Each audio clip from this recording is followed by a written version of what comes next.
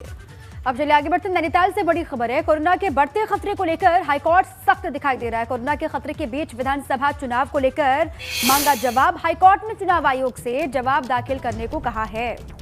और इसके अलावा हाईकोर्ट ने वर्चुअल रैली के साथ ही वर्चुअल वोटिंग का विकल्प रखने को कहा। नैनीताल हाईकोर्ट ने वकील शिव भट्ट की याचिका पर सुनवाई करते हुए चुनाव आयोग से 12 जनवरी तक जवाब भी तलब किया। बिल्कुल जया, और हाईकोर्ट ने कोरोना और ओमिक्रॉन के बढ़ते खतरे के बीच विधानसभा चुनाव कराने को लेकर जवाब तलब किया है। याचिकाकर्ता ने अपनी याचिका में प्रदेश में कोरोना पॉजिटिविटी रेट 0.111 से बढ़कर 1.90% होने की बात कही है। अब इस पूरे मामले में चुनाव आयोग को 12 जनवरी तक अपना जवाब देना होगा। अब इसमें अहम यह है कि हाईकोर्ट ने वर्चुअल रैली के साथ साथ वर्चुअल वोटिंग का ऑप्शन रखने के लिए भी कहा है चुनाव आयोग से।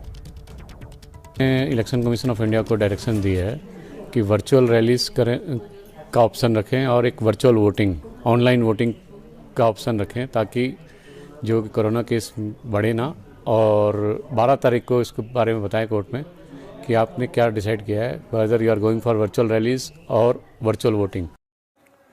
और चलिए इस बीच आपको एक और बड़ी जानकारी दे। देहरादून में हुई धामी कैबिनेट की बैठक और बैठक में 40 अहम मुद्दों पर चर्चा भी की गई। वृद्धावस्था पेंशन को बढ़ा दिया गया है, ये बड़ा फैसला हुआ। इसके अलावा दिव्यांग पेंशन में भी बढ़ोतरी की गई है, 1200 से 1500 रुपए से कर दिया गया है।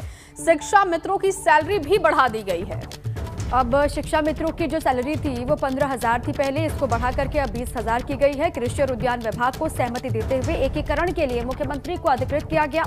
पूर्व के यूपी और उत्तराखंड एक ही विज्ञप्ति के आधार पर नियुक्ति वाले कर्मचारियों को पेंशन देने पर सहमति बन गई है और एक विज्ञप्ति पर भर्ती कर्मचारियों को समान पेंशन का लाभ मिलेगा।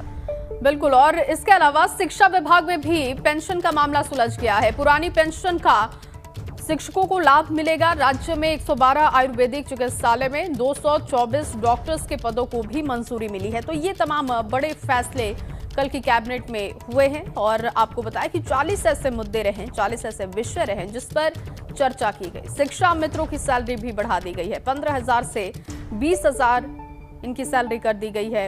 ये बड़ा तोहफा कैबिनेट ने इन्हें दिया है। तो देहरादून में धामी कैबिनेट की बैठक और इस बैठक में कई अहम फैसले हुए।